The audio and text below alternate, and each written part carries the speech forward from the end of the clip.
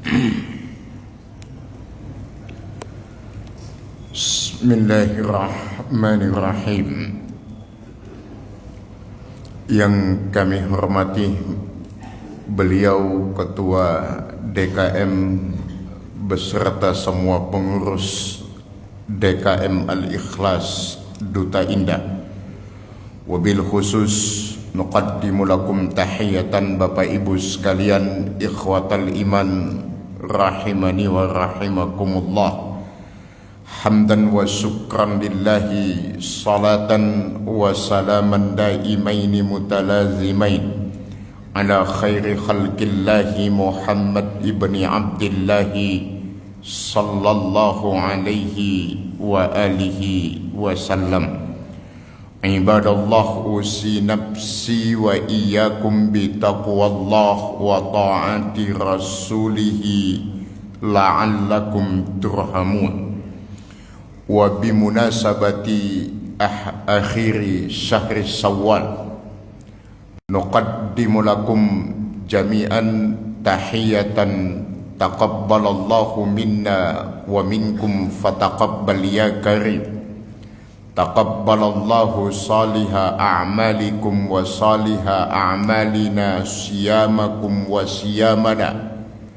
Nad'ullaha lakum an takunu minal aidina wal faizin wa fi kulli amin antum wa nahnu bi khairin. Nuhayyikum jami'an. Assalamu alaikum warahmatullahi wabarakatuh.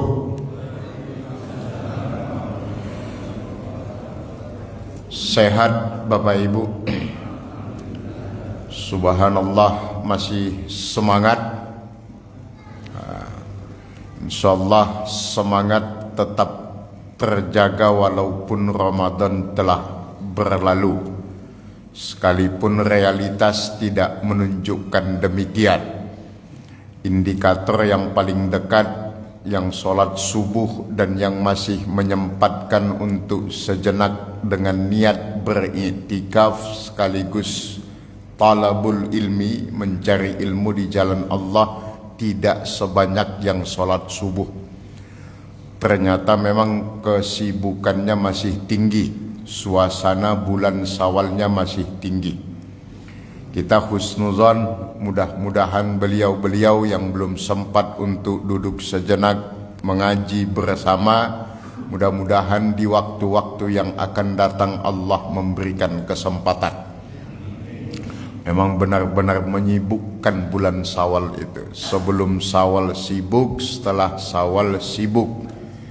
Kalau setelah Syawal itu biasanya kesibukannya memikirkan utang yang ada. Kalau sebelum Syawal mikir mau ngutang kemana, setelah Syawal mikir mau ngembalikan utang. Itu di tempat lain. Di sini insya Allah berbeda. Itu kelihatannya yang pulang-pulang setelah sholat tadi sedang mempersiapkan mau berangkat haji kelihatannya. Husnuzonnya begitu. Yang haji satu orang, yang ngantarin satu kampung gitu. Yang paling sibuk justru kadang yang nganterin. Yang mau hajinya kadang-kadang biasa saja. Ya begitulah masyarakat kita. Cuma nitip-nitip pesan saja kepada Bapak Ibu sekalian, yang mau berangkat haji, yang tetangganya mau berangkat haji, yang temannya mau berangkat haji, nggak usah nitip-nitip minta dipanggil. Biasanya kan suka begitu, Pak, Bu, nanti panggil nama saya ya gitu. Takutnya yang dititipi lupa malah dipanggil sama Allah, repot urusannya ya. Karena panggilan Allah itu di dunia ini kan cuma 3, Pak. Yang pertama panggilan sholat, namanya azan. Yang kedua panggilan haji, makanya disebut tamu Allah. Nah yang ketiga itu ada panggilan tuh, panggilan menuju akhirat. Nah itu nggak ada pulang-pulangnya itu. Nah mudah-mudahan sebelum panggilan yang ketiga, panggilan pertama dan kedua sudah bisa kita tunaikan semuanya. Tapi yang paling penting itu panggilan yang pertama itu, panggilan sholat. Maka selalu diingatkan sholatlah sebelum kita disolatkan. Kalau panggilan yang kedua itu diikat dengan syarat manis tato'a, yang mampu saja. Maka kalau dibuat simbol di 5 jari kita, ini simbol rukun Islam sebenarnya nih Pak, jari kita ini. Kelingking ini kan syahadat. Kenapa kelingking dilambangkan syahadat? Ya karena kelingking ini kecil tapi multifungsi, kemana-mana masuk nih Pak. Kalau mau tes silahkan aja. Telinga, hidung, mana-mana masuk. Syahadat itu cuma ucapan, dianggap orang, mungkin sebagian orang remeh. Tapi hati-hati dengan syahadat. Ucapan itu bisa menentukan posisi kita bahkan sampai akhirat Pak. Di mana kelak kita di akhirat tergantung ucapan kita yang bernama syahadat itu. Remeh cuma ucapan. Sama kalau menjelang akhir tahun kan, selalu saja polemiknya, perdebatannya itu tentang ucapan, ya macam-macam itulah. Orang beralasan ngapain sih, kan cuma ucapan, tinggal mengucapkan doang. Gak bisa. Dalam agama kita gak ada ucapan yang sembarang dan tidak boleh sembarang ngucapin. Karena setiap sikap, tindakan, perkataan, perbuatan itu mengandung konsekuensi di sisi Allah gitu. Kok cuma ngucapin selamat tahun baru aja nggak boleh. Bukan masalah ucapannya, tapi apa yang terkandung dalam ucapan itu. Nah, kalau yang kedua, jari manis ini lambang sholat. Hidup orang itu kalau sudah sholat insya Allah manis itu. Tapi kalau udah nggak sholat itu namanya madesu, itu masa depan suram gitu. Sholat aja udah nggak mau, apalagi yang lain gitu. Manis insya Allah hidup. Sama seperti bapak ibu yang subuh berjamaah, wajahnya manis-manis. Alhamdulillah, wajah-wajah ahli surga insya Allah.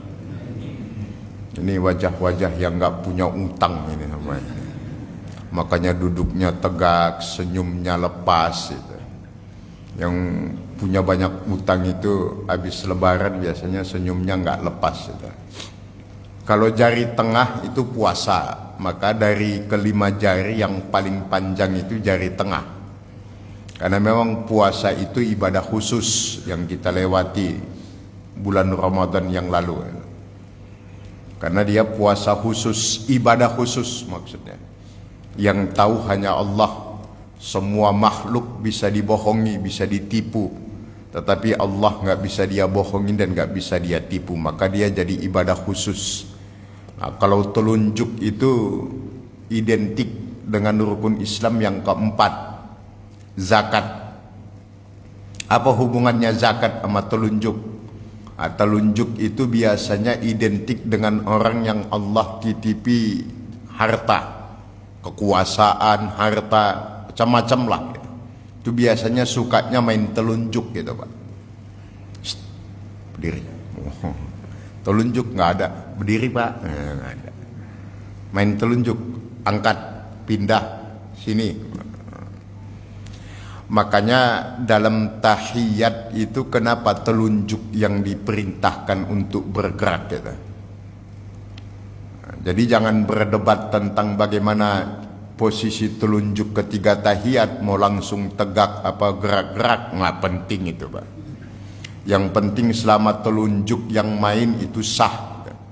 Mau langsung tegak atau mau gerak-gerak, nah itu urusan lain itu. Nggak penting, nggak usah debat gara-gara itu. Yang penting telunjuk, jangan jempol. Kalau udah jempol murtad gitu Pak. Kenapa telunjuk? Ya karena identik dengan zakat. Maka di tahiyat itu perintahnya telunjuk. Karena Allah ingin agar telunjuk itu bertauhid. Filosofinya, jabatan, pangkat, harta, apapun yang Allah karuniakan agar dipergunakan untuk membela agama Allah. Jadi yang Allah titipkan apapun, yang suka main telunjuk, telunjuknya itu untuk membela agama Allah. Maka filosofinya pakai telunjuk, bukan pakai jempol. Kalau adu keren kan mantapan jempol, Pak. Asyhadu an la ilaha illallah. Mantap kan? Paten. Nggak pakai telunjuk, kerenan pakai jempol. Nah, tapi kenapa nggak pakai jempol? Beda filosofinya, makanya pakai telunjuk. Nah, rukun Islam yang kelima itu ada di jempol itu. Makanya secara letak dia berjarak dari 4 yang lain. Ini haji. Karena dia diikat dengan syarat manis tata'a ilaihi sabila. Diikat dengan syarat kemampuan. Maka kalau orang sudah bisa haji, sudah bisa menunaikan haji, ya itu pantas untuk diacungi jempol. Mantap. Cocokologi Ustadz, emang iya cocokologi. Nyocok-nyocokin. Tapi ini kalau bahasa Jawanya otak atik matuk namanya, Pak. Ilmu otak atik tapi ada hikmahnya, bukan sekedar main otak atik saja, tapi memang masuk pesannya dan real sesuai gitu. Namanya ilmu otak atik matuk, bukan otak atikmologi gitu. Cocokologi. Ini sebagai mukaddimah. Bapak Ibu sekalian, insyaallah mudah-mudahan kita doakan jamaah dari Masjid Al-Ikhlas Duta Indah yang akan berangkat memenuhi panggilan Allah tahun ini, mudah-mudahan dilancarkan semua prosesnya oleh Allah dan kembali ke tanah air dalam keadaan sehat, selamat dan membawa haji yang mabrur. Bukan haji yang mabur, tetapi haji yang mabrur. Kalau haji mabrur itu haji terbang pahalanya semuanya itu. Nah, mudah-mudahan haji yang mabrur dan semuanya insya Allah husnul khatimah dalam ibadah haji ya. Titip-titip pesan lagi, ibadah haji itu intinya cuma satu sebenarnya, Pak. Dari syariat haji itu intinya cuma satu, tauhid. Maka siapapun yang mau berangkat haji, bekal utamanya takwa. Tazawwadu fa inna khairaz zadi taqwa. Kata takwa itu perintah untuk menguatkan tauhid. Maka labbaik Allahumma labbaik, labbaik la syarika labbaik. Kalau tauhidnya belum mantap, nggak usah berangkat haji, Pak. Kenapa emang Ustadz? Nanti kena ayat Quran surat Al-Hujurat ayat yang ke-14 nanti. Kalau tauhid belum mantap, nggak usah berangkat haji. Khawatirnya kena ayat Quran surat yang ke-49 Al-Hujurat itu, yang Allah sebut dengan istilah beragama tapi tak bertuhan. Rajin dia ibadah tapi Tuhannya nggak ada, cuma sekedar menjalankan ibadah sebagai rutinitas, formalitas, gak berbekas dalam hidupnya. Nauzubillah, summa nauzubillahi min zalik. Sia-sia, yang didapatkan hanya lelah. Itulah yang ayat dibaca sama imam kita rakaat pertama tadi itu. Amilatun nasiba tasla naran hamiyah. Al-Ghasyiyah. Itu kalau diterjemahkan dua ayat itu sederhananya nih bahasa kita Bapak Ibu sekalian, amilatun nasiba tasla naran hamiyah. Mereka yang mati-matian dengan segala ibadahnya di dunia, di akhirat masuk neraka. Itu tuh makna ayat itu, Pak. Mati-matian dengan segala ibadahnya di dunia, tapi justru di akhirat masuk neraka. Kalau bahasa di ayat yang lain, inilah yang disebut beragama tapi kehilangan Tuhannya. Maka kuatkan tauhid mau yang berangkat haji. Camkan Bapak Ibu sekalian, catat betul bahwa ibadah haji perjalanan menuju kematian. Itu miniatur kematian, Pak. Makanya kenapa rukun pertama ihram itu pakai kain putih yang tak berjahit. Karena haji itu bukan perjalanan hidup, bukan sebuah kebanggaan yang harus disombongkan, tetapi itu sebuah perjalanan spiritual miniatur kehidupan yang harus betul-betul kita renungkan agar benar-benar membekas dalam kehidupan kita sepulang haji. Makanya ada wukuf di Arafah, padang Arafah kalau sebagian kita menyebut. Dan wukuf itu rukun utama dari haji. Nggak sah hajinya kalau nggak wukuf. Wukuf di padang Arafah itu kan sebagai simbol dengan berkumpulnya kelak kita di akhirat, di sebuah tempat yang disebut dengan mahsyar. Orang Indonesia menyebutnya padang mahsyar. Kemarin kejadian itu, ada anak ngajarin ayahnya bahasa Padang. Kalau bahasa Padangnya kambing apa, Pak? Kambiang. Kalau kuping, kupiang. Oh salah, talingo. Ayahnya nanya, ngapain sih kita harus belajar bahasa Padang? Anaknya jawab, Pak, nanti kita akan dikumpulkan di Padang. Cuma mahsyarnya nggak disebut sama dia. Makanya kata dia kita harus belajar bahasa Padang karena nanti kita akan dikumpulkan di Padang. Maksudnya Padang mahsyar itu. Padahal nama aslinya nggak ada Padang mahsyar. Ya mahsyar kalau dalam Quran. Cuma memang orang Indonesia kan kreatif. Cuma kadang-kadang kreatifnya salah. Nah, Padang mahsyar. Nama istri Rasulullah Khadijah ditambah Siti Khadijah, Siti Fatimah, Siti Aisyah, semuanya jadi pakai Siti. Padahal Siti itu bukan nama. Siti itu gelar kehormatan, kebangsawanan dalam bahasa Melayu.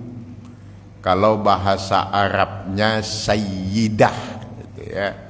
Kalau Arab bagian Saudi Teluk ya. Tapi kalau Arab bagian Yaman ya disebut dengan Syarifah gitu. Ya masing-masing punya istilah lah itu. Kalau di Melayu disebut Siti. Akhirnya semuanya dapat Siti. Untung yang perempuan. Kalau yang laki-laki repot urusannya.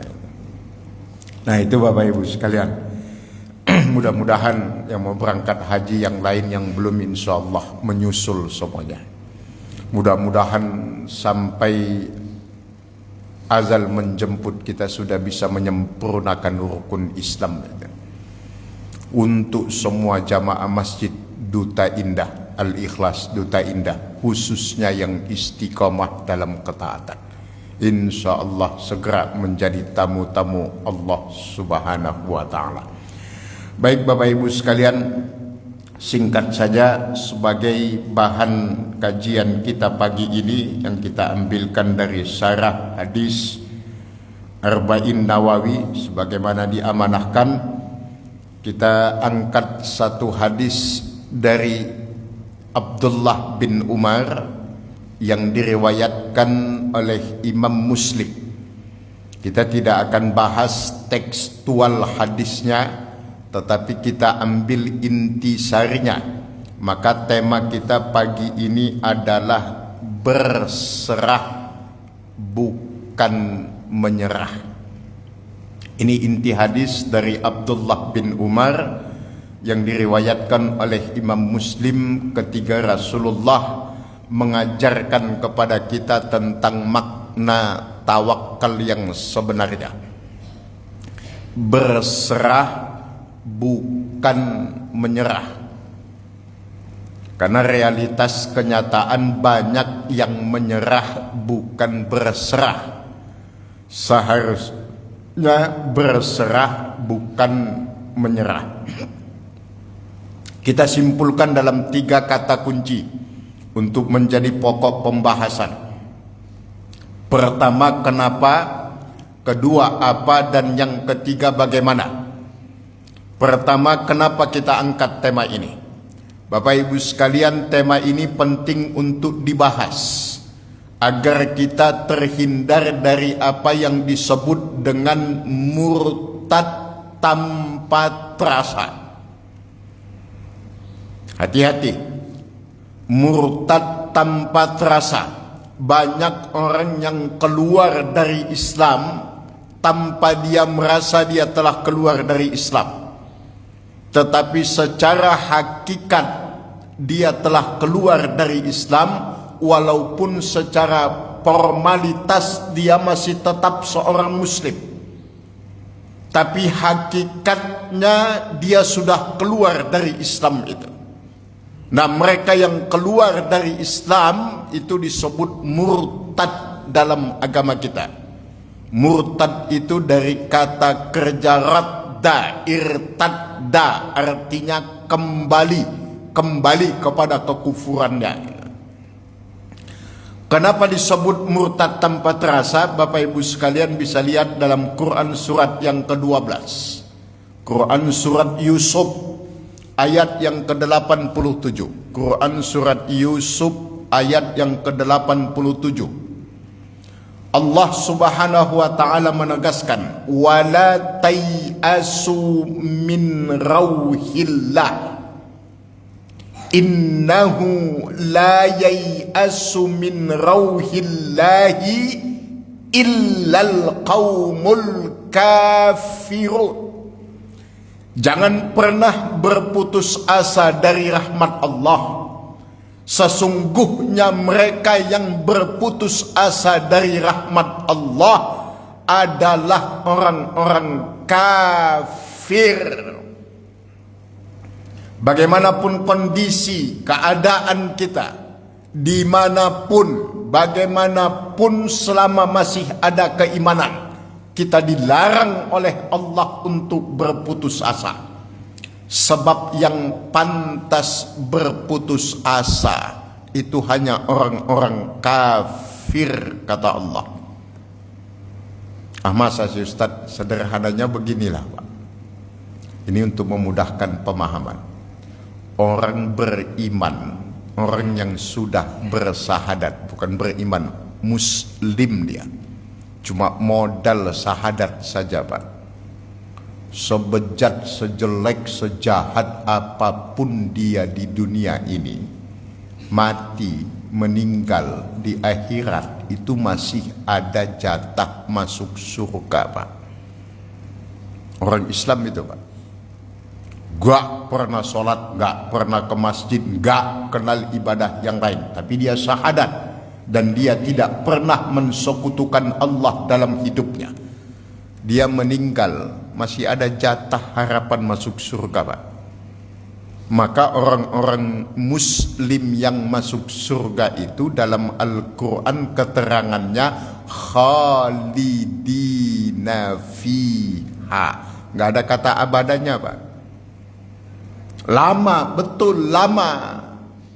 Lama, tapi tidak selama-lamanya.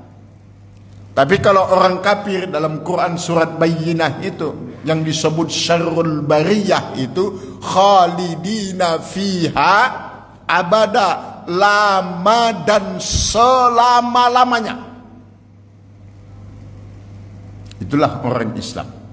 Mau sejahat apapun dia di dunia ini, kerjanya musuhin masjid, musuhin pengajian, tapi mati masih ada jatah masuk surga walaupun terakhir itu. Itulah yang dalam hadis Nabi disebut dengan golongan yang ketiga. Kan yang masuk surga itu 3 golongan. Ada yang masuk tanpa hisab, ada yang masuk setelah hisab, ada yang masuk surga setelah dari neraka. Kalau bahasa kasarnya alumni neraka lah, kira-kira begitu. Kalau bahasa Qur'annya juga ada namanya muzabzabina baina zalika, alumni neraka lah. Udah kosong di neraka, diangkat oleh Allah, selesai dimasukkan ke dalam surga. Tapi orang kafir, Pak, mau sebaik apapun dia di dunia ini, orang kafir ya, yang nggak syahadat nih, mau sebaik apapun dia di dunia ini, tiap bulan berangkatin orang umroh, dia membantu masjid, bahkan dia bayar zakat, bahkan berkurban dia, Pak. Mau sebaik apapun tapi kafir, mati, masuk neraka, Pak. Gak ada jatah surga, Pak. Wah, Ustadz sok tahu. Bukan, kata Quran, Pak. Ini bukan urusan sok tahu. Mau sehebat apapun dia di dunia, mau sebaik apapun sampai disebut kafir yang soleh gitu, tetap aja, Pak, mati nggak ada jatah surga itu. Khalidina fiha abada, selama-lamanya di dalam neraka itu. Tapi kalau yang pertama tadi itu masih ada harapan masuk surga, tapi bukan berarti ini sebagai sebuah justifikasi. Itu kata Pak Ustadz gak apa-apa, yang penting kita masuk surga. Jangan begitu, itu mental orang Yahudi itu yang begitu, Pak. Gak usah sholat kita, gak usah ngaji, gak usah ke masjid, kita juga bakal masuk surga. Jangan sok kuat tahan sama neraka. Itu orang-orang yang nantangin Allah itu namanya. Itu bukan sebuah justifikasi, bukan legitimasi. Kira-kira yang pertama itu kalau diistilahkan secara sederhana namanya muntaber namanya. Masih ingat Bapak Ibu muntaber? Muntaber itu kepanjangan dari munafik tapi berhasil. Atau istilah lainnya muspir lah, kira-kira itu. Muspir itu muslim tapi kafir. Ya, muslim tapi kafir. Kok ada istilah itu, Ustaz? Iya, KTP-nya masih Islam, masalahnya kelakuannya aja yang kafir gitu. Bahkan kalah orang kafir bahkan. MCK lah, MCK. MCK itu muslim campur kafir gitu. Campur-campur di situ. Kadang-kadang muslim, kalau bahasa hadisnya yusbihu mu'minan wa yumsi kafiran. Pagi dele, sore tempe. Gak konsisten. Realitasnya begitu. Kadang-kadang ke masjid, kadang-kadang udah ngilang, kadang-kadang, tapi lebih banyak kadang-kadangnya kadang-kadang. Nah, subuh di masjid, agak pagian dikit udah nongkrong di mana-mana gitu. Ya, itu namanya MCK namanya. Muslim campur kafir. Nah, dia mau ngakalin malaikat itu yang begitu itu, Pak. Ngakal-ngakalin malaikat seakan-akan malaikat Allah itu nggak tahu apa yang dia lakukan. Bapak Ibu sekalian, nah ini yang melatar belakangi kenapa penting. Karena keputusasaan itu bisa menyebabkan seseorang keluar dari agamanya, keluar dari Islam. Kita tidak boleh berputus asa dalam kehidupan ini. Itulah pentingnya keimanan. Allah tegas mengatakan, la tai'asu min rauhillah, jangan pernah putus asa dari rahmat Allah. Selalu ada harapan bagi orang beriman, sekecil apapun harapan itu. Karena yang memiliki semua adalah Allah Subhanahu wa ta'ala. Maka jangan pernah putus harapan. Putus cinta boleh, putus apa lagi? Tapi kalau putus harapan jangan pernah. Karena putus harapan itu bisa membuat seseorang murtad tanpa terasa dalam kehidupannya. Tetap berharap kepada rahmat Allah. Pertolongan Allah, rahmat Allah tidak pernah datang terlambat dan tidak pernah datang terlalu cepat, tetapi pertolongan Allah selalu datang tepat pada waktunya.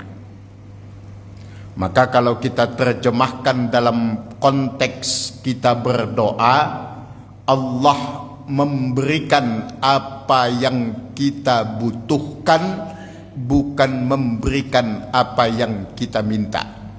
Itu intinya doa, Pak. Jadi orang beriman dalam berdoa, Allah mengabulkan, memberikan apa yang kita butuhkan, bukan yang kita minta. Karena kadang banyak yang kita minta bukan yang kita butuhkan. Dan kadang yang kita butuhkan itu enggak pernah kita minta kepada Allah. Maka Allah mengabulkan apa yang kita butuhkan. Yang kita butuhkan itu istiqamah dalam ibadah, ketenangan hati dalam ibadah, minta proyeknya dilancarkan. Padahal usia sudah 80 tahun. Kata Allah, udah enggak waktunya.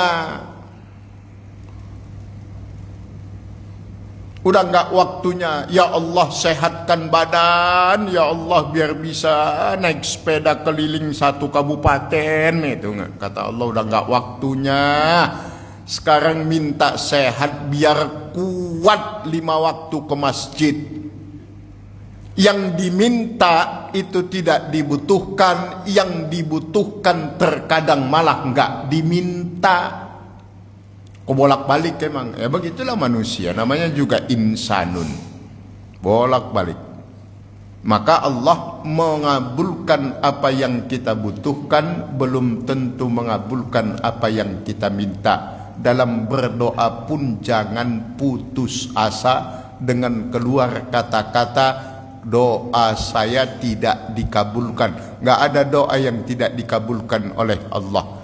Catat Bapak Ibu sekalian, Allah mengabulkan semua doa kita dengan syarat kita siap menerima apa yang kita minta kepada Allah. Kenapa banyak yang ditunda oleh Allah? Karena Allah tahu kita nggak siap menerima apa yang kita minta.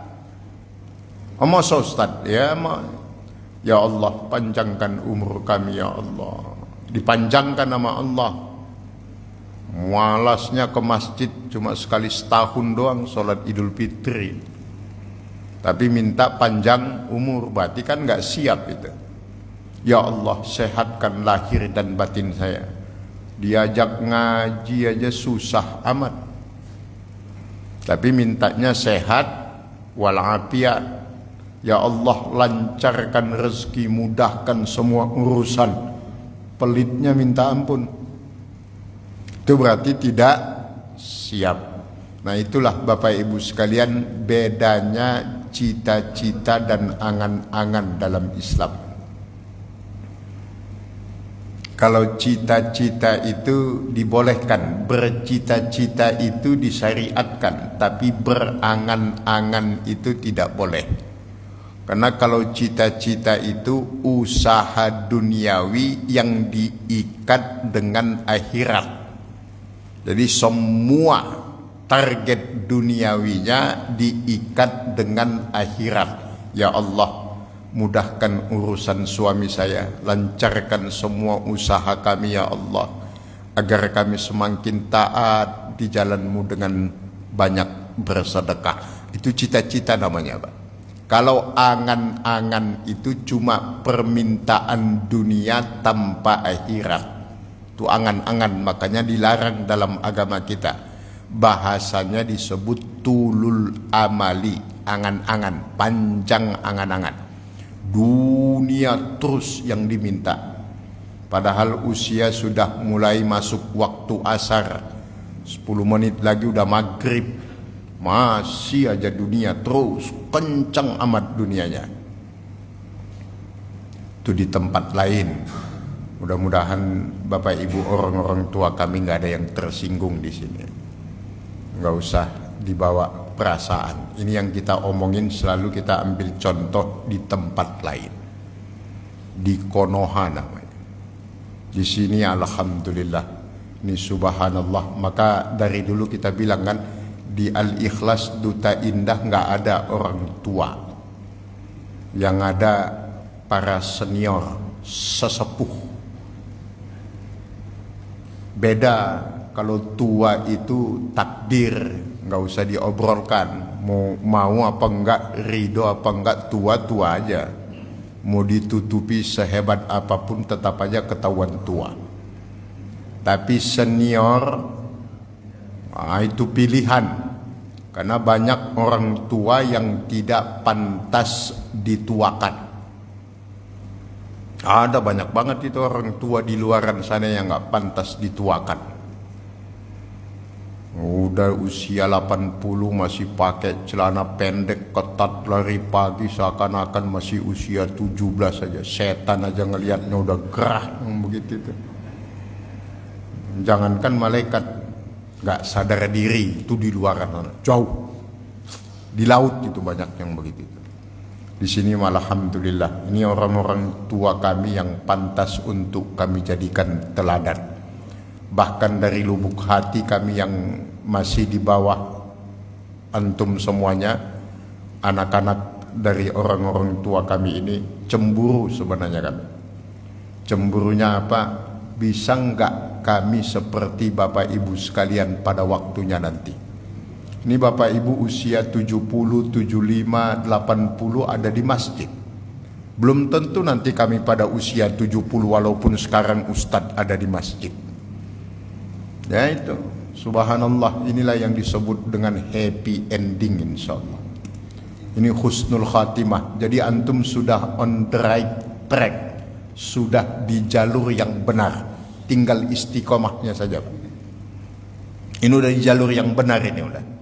Jadi kalau ada yang ngata-ngatain, "Alah Pak Haji, udah tua, udah pensiun, baru ngaji kemarin kemana aja?"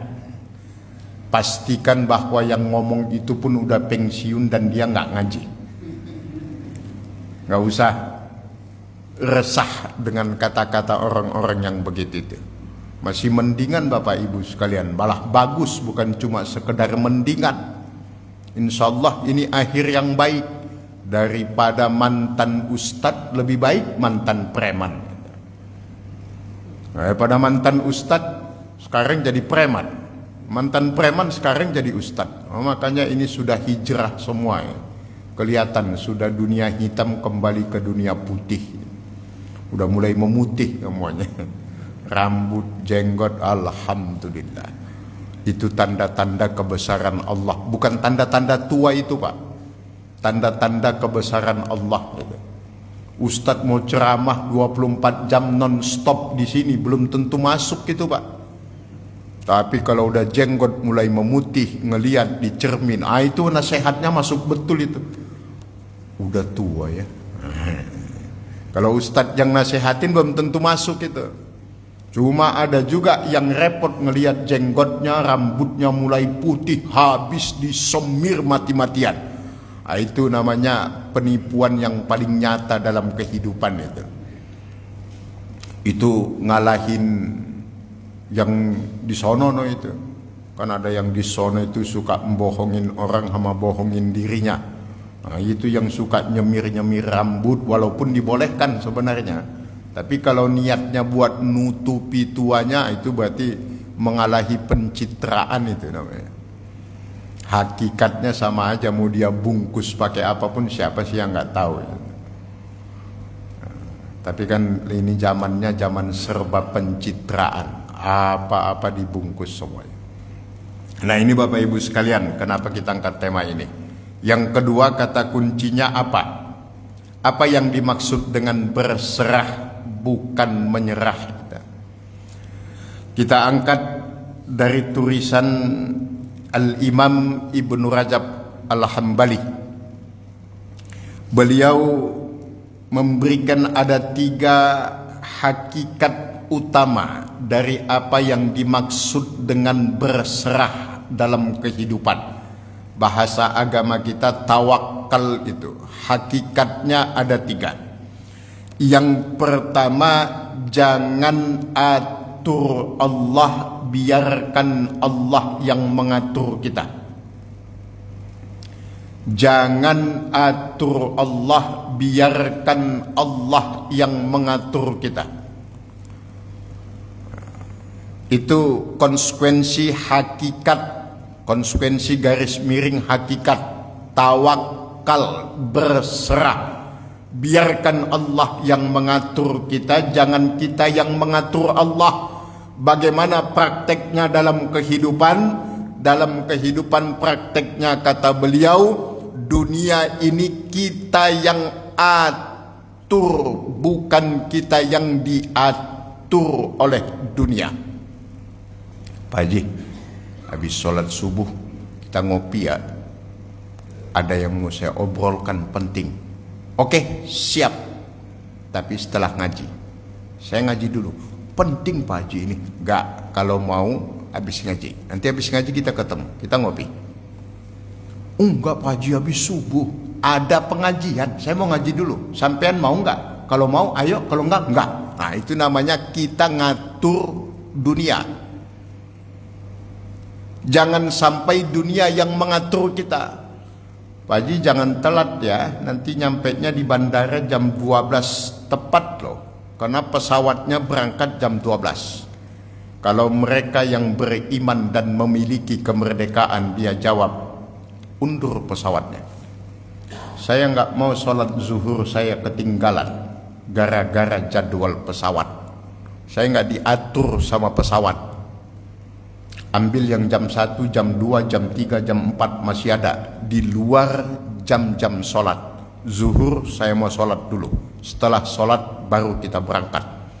Itu namanya mengatur dunia. Bukan diatur oleh dunia. Ada yang protes dalam hati. Alah Pak Ustaz, enak kalau diomongkan Ustaz. Prakteknya susah. Iya.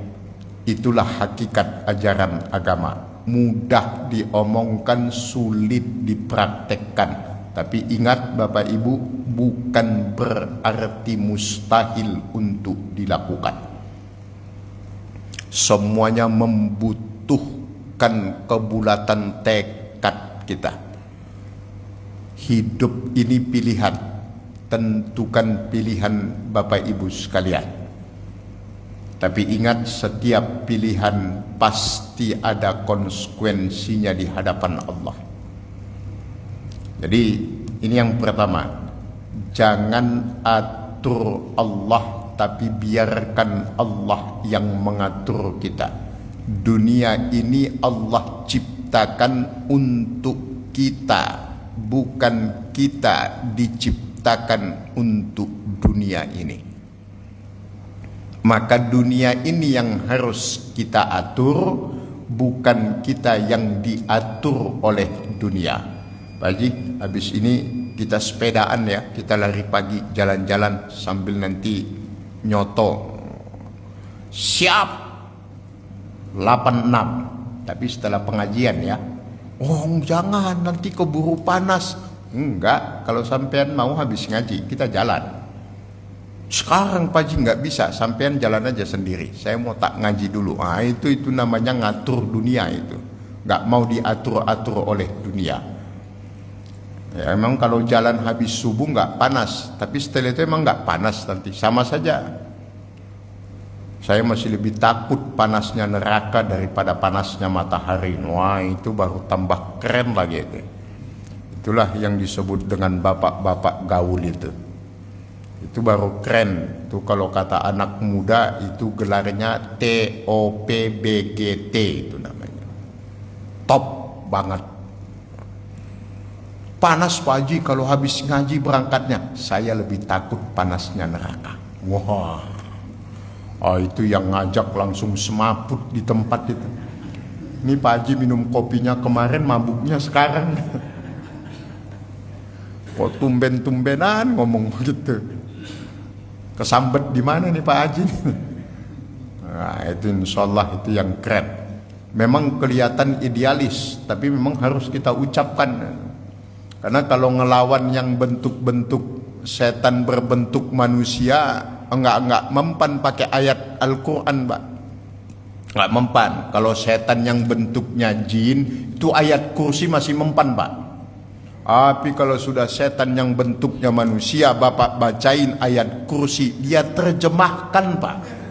Kerenan dia masalahnya. Nah, jadi nggak bisa harus to the point saja, udah langsung. Panas Pak Haji, kalau habis ngaji berangkatnya lebih panas lagi neraka. Sampean mau ngerasain? Kalau pakai kata-kata yang bijak-bijak, udah nggak zamannya itu, Pak. Kita ini kan harus ngaji. Dia malah lebih pintar jawabnya lagi, Pak. Yang kita hadapi masalahnya setan yang sudah S1, S2, S3 ini bukan setan tamatan SMA. Nah, tapi itu kalau ada setan yang S1, S2 itu bisa dipastikan kelihatannya palsu itu. Ijazahnya palsu. Masa ada setan kuliah? Setan. Nggak usah senyum-senyum, nggak ada kaitannya sama yang macam-macam itu. Mana ada ceritanya setan kuliah? Ya pasti palsu lah. Jadi kalau ada yang setan bilang saya punya ijazah S1, palsu itu. Palsu. Setan masalahnya, nggak mungkin kuliah. Setan. Nggak usah senyum-senyum, nggak usah ngelihat kemana-mana, Pak. Ini kita pakainya tafsir benaran, namanya tafsir Jalalain. Ada kan tafsir Jalalain? Nah, kalau Bapak punya pikiran macam-macam, itu nama tafsirnya tafsir jalan lain namanya itu. Saya nggak tanggung jawab itu. Saya nggak ikut-ikutan. Cuma saya ngasih tahu aja. Yang kedua, konsekuensinya dari berserah itu Bapak Ibu sekalian adalah perbaiki ibadahmu, maka Allah akan memperbaiki hidupmu. Perbaiki akhiratmu, maka Allah akan memperbaiki duniamu. Tidak ada dikatakan seseorang itu bertawakal kepada Allah tanpa dia menyibukkan dirinya dengan memperbaiki ibadahnya. Usi nafsi wa iyakum. Kita saling mengingatkan, saling berwasiat Bapak Ibu sekalian. Tidak ada maksud untuk menggurui semua Bapak Ibu sekalian, khususnya para orang tua kami.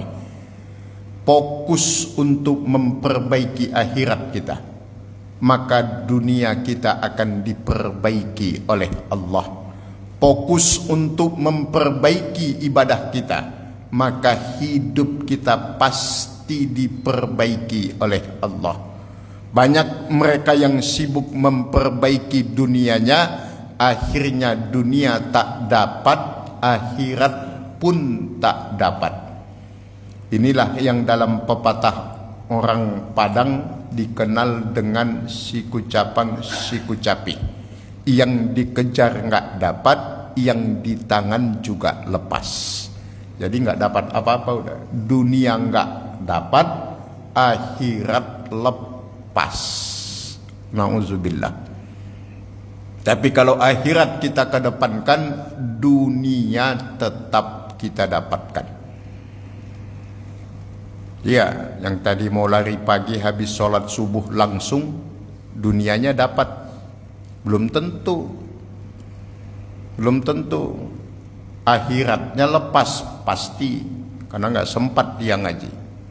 Tapi yang ngaji duluan, habis itu nanti baru olahraga, alhamdulillah akhiratnya dapat, dunianya pun dapat. Paling seusia kita ini, seusia Bapak Ibu sekalian, olahraganya paling lama kan 1 jam. Gak panjang-panjang, udah hebat gitu kalau mau olahraga. Banyak yang sibuk olahraga tapi gak olah jiwa, gak olah rasa. Akhirnya sehat hanya secara jasmani, tapi batinnya nggak sehat. Akhirnya sakit. Nah, maka usi nafsi wa iyakum, semuanya membutuhkan keseimbangan. Jadi kita sibukkan untuk memperbaiki akhirat kita, maka Allah yang akan memperbaiki dunia kita. Terakhir Bapak Ibu sekalian, konsekuensi yang ketiga kata beliau adalah selalu berbaik sangka kepada Allah, husnuzon kepada Allah dalam setiap keadaan. Tawakal itu, berserah itu, senantiasa berbaik sangka kepada Allah. Sulit Ustadz, iya, tapi paksa untuk senantiasa husnuzon. Barulah kita akan menemukan apa yang disebut dengan hikmah. Hikmah di balik setiap peristiwa. Hikmah itu tidak bisa didekati dengan akal.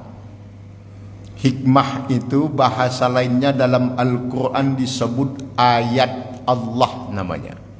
Ayat Allah itu tanda-tanda kebesaran Allah.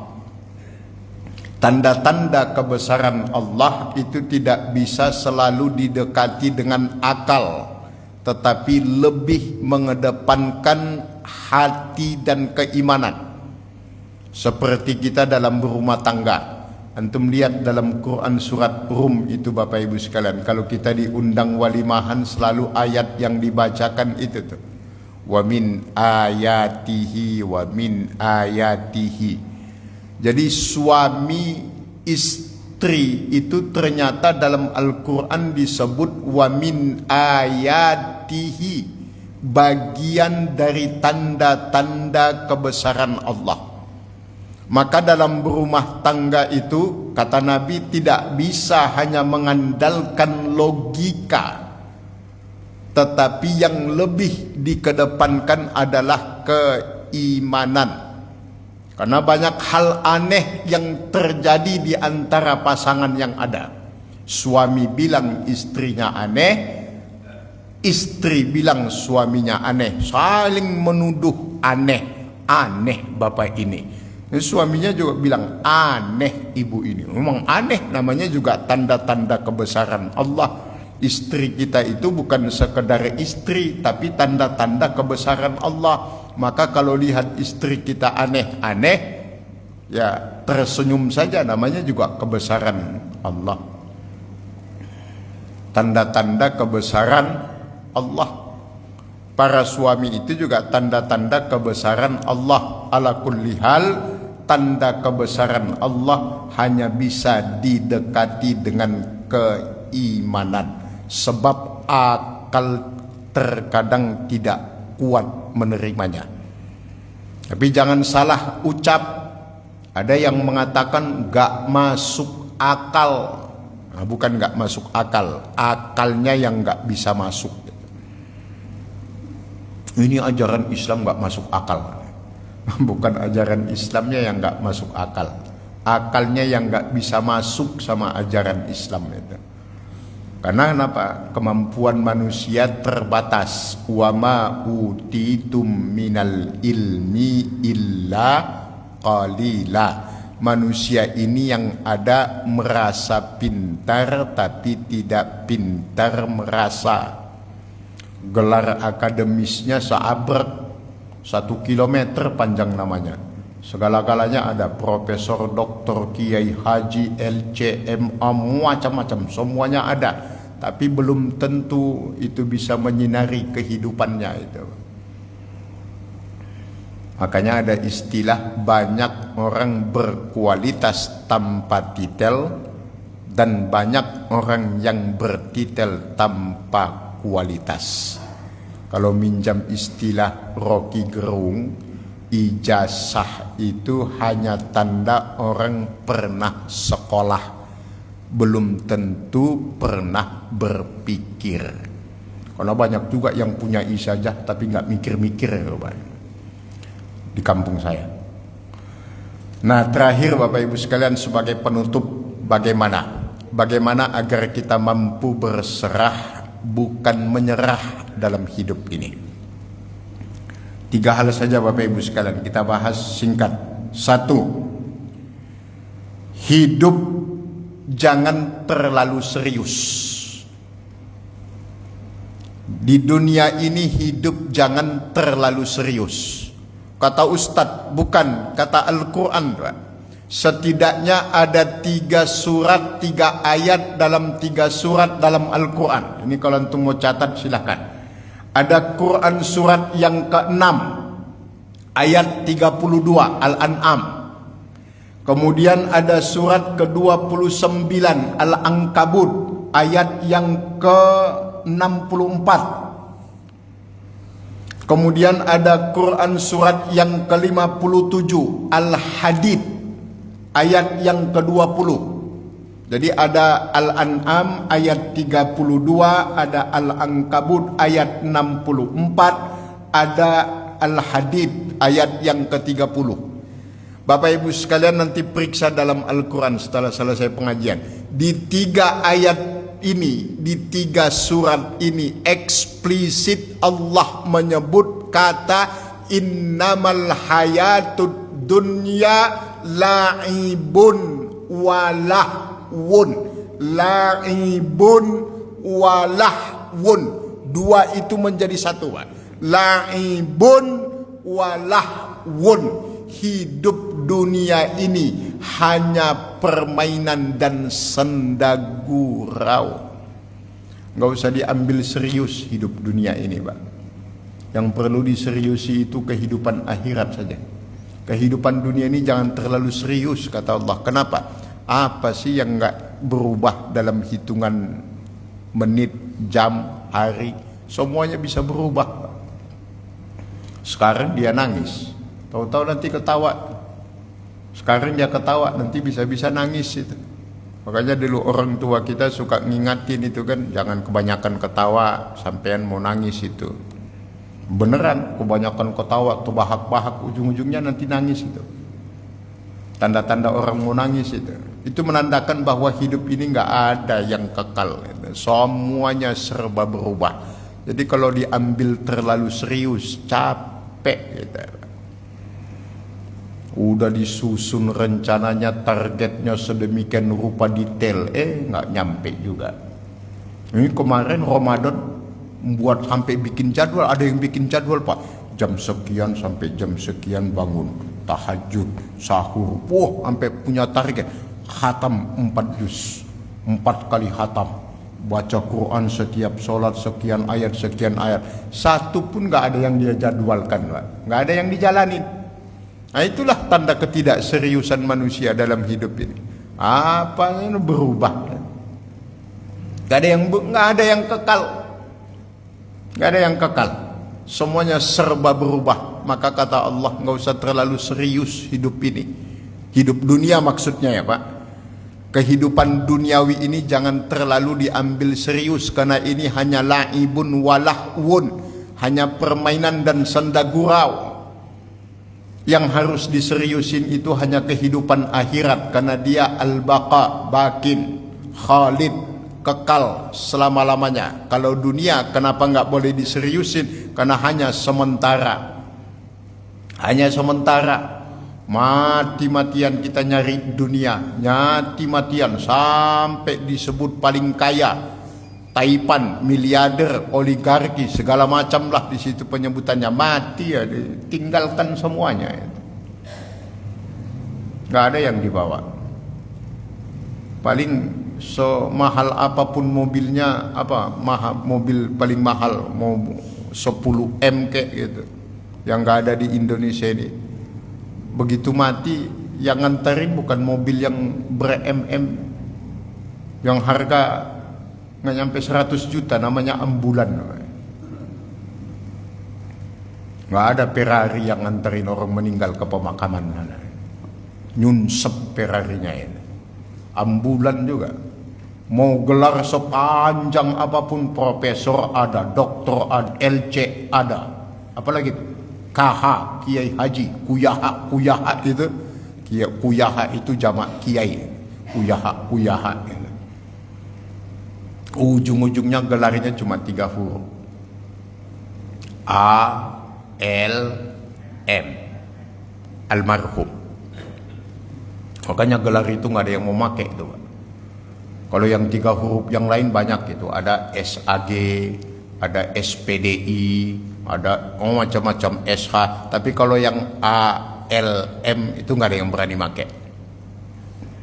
Kalau udah berani make itu keren itu. Dan itu nggak ada sekolahnya itu, Pak.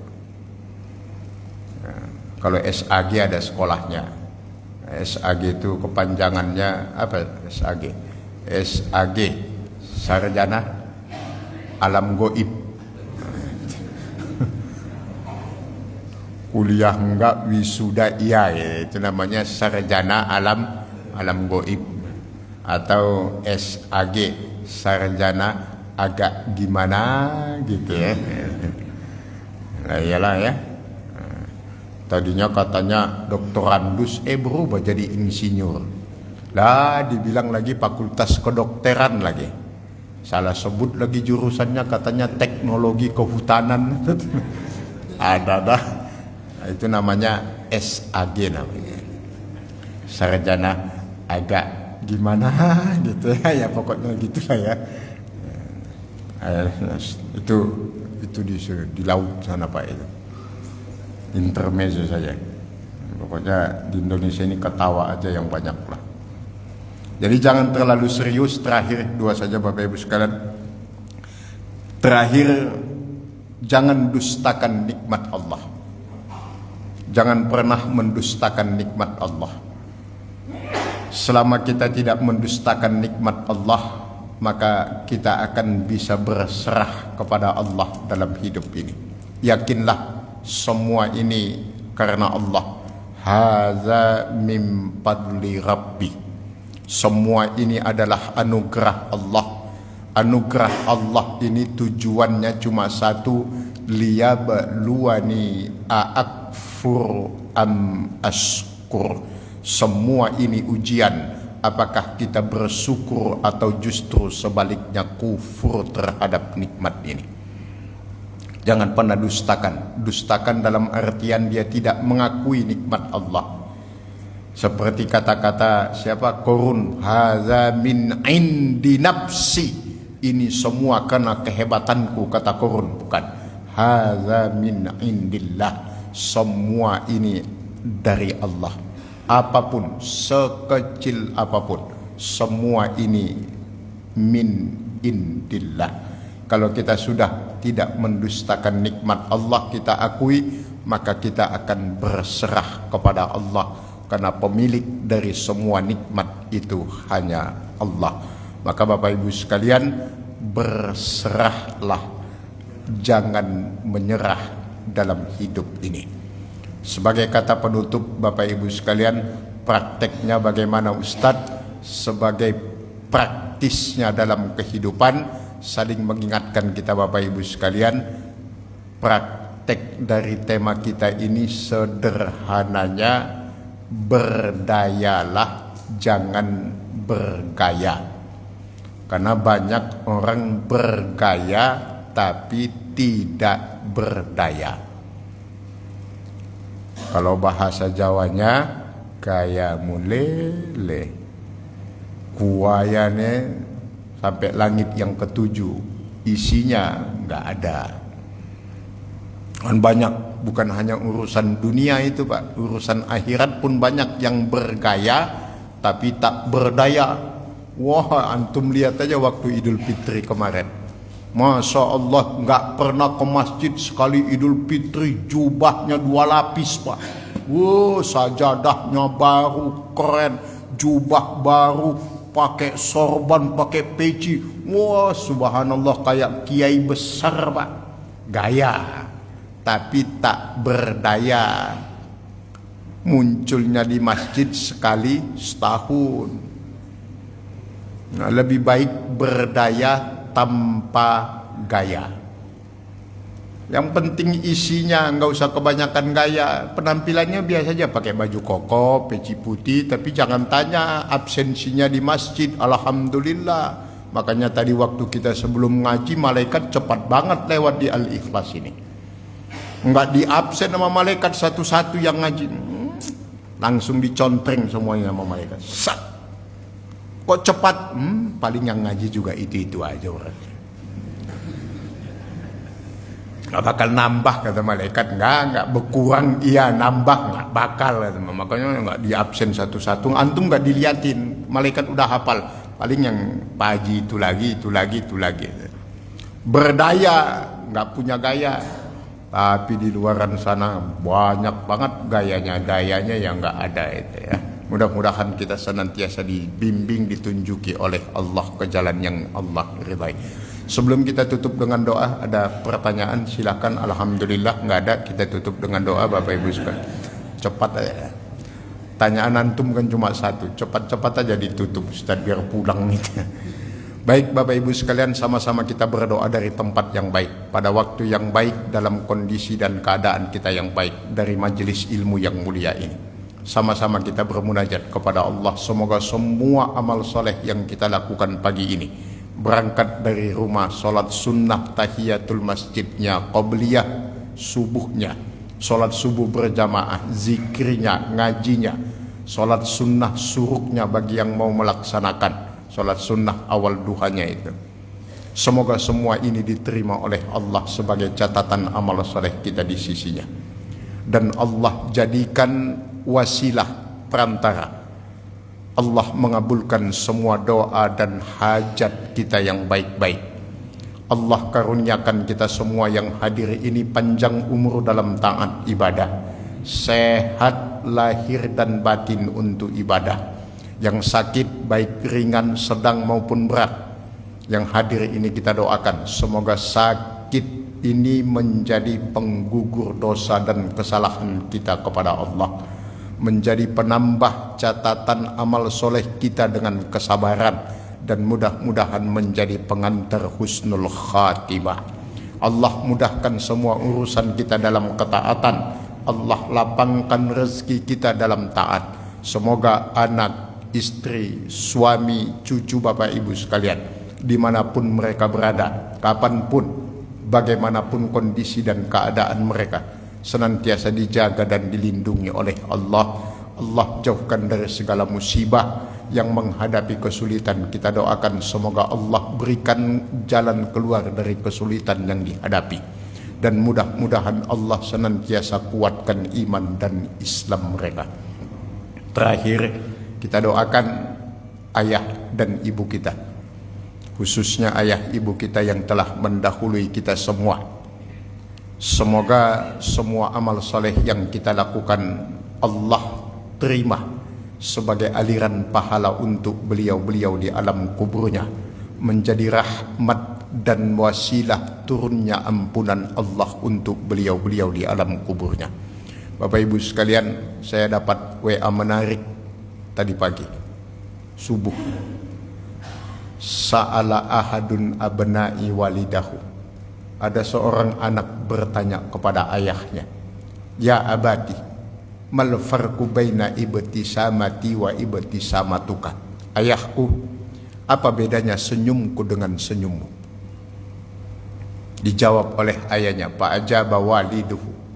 Dijawab oleh ayahnya, ya bunayya, wahai anakku, anta tabtasimu indama kunta sa'idan wa ana abtasimu lamma araka sa'idan.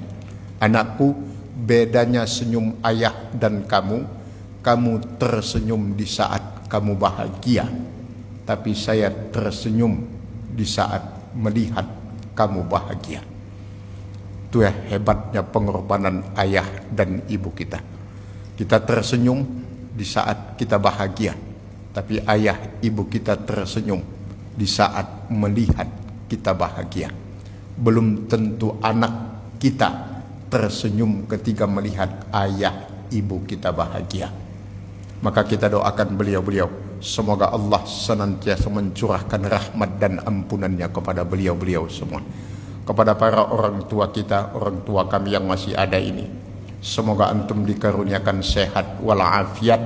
Allah panjangkan umur Bapak Ibu sekalian. Allah jaga, Allah lindungi Bapak Ibu sekalian kapanpun dan dimanapun. Dikuatkan iman Islamnya. Untuk semua niat ini kita membaca Ummul Furqan sebagai wasilah permohonan kita kepada Allah. Al-Fatihah. A'udzubillahi minasyaitonirrajim. Bismillahirrahmanirrahim. Ar-Rahmanirrahim. Maliki yaumiddin. Iyyaka na'budu wa nasta'in ihdinas siratal mustaqim siratal ladzina hadanallahu wa iyyakum ajmain. Kita tutup dengan kafaratul majlis. Subhanakallahumma wa bihamdika asyhadu an la ilaha illa anta astaghfiruka wa atubu ilaik. Wal afu minkum summa assalamu alaikum warahmatullahi wabarakatuh.